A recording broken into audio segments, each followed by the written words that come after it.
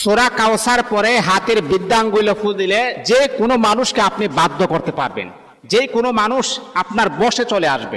আপনার সন্তান কথা শুনে না, আপনি আপনার সন্তানকে বসে আনতে পারবেন। আপনার স্ত্রী কথা শুনে না, আপনি বিদেশের জমিনে আছেন, লক্ষ লক্ষ টাকা পয়সা ইনকাম করে আপনার স্ত্রীর অ্যাকাউন্টে পাঠাচ্ছেন, আর আপনার স্ত্রী এই টাকা পেয়ে পর পুরুষের সাথে কথা বলতে আছেন।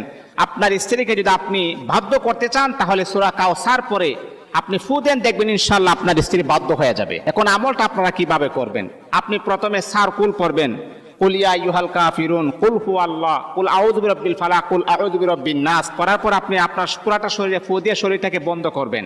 তারপরে 3 বার দুরূদ শরীফ পাঠ করে 21 বার আপনি সূরা কাউসার পরে এরকম ভাবে ঘাইটে ঘাইটে গনে 21 বার পরে মুট করে ভাবে ধরবেন। ধরার পর যে মানুষটাকে বাধ্য করতে চান তার নামটাকে 7 বার পরে, তার বাবার নাম মার নাম 1 বার পরে আপনি ফু দিয়ে মুটটাকে এরকম ভাবে ছেড়ে দিবেন। দেখবেন ইনশাআল্লাহ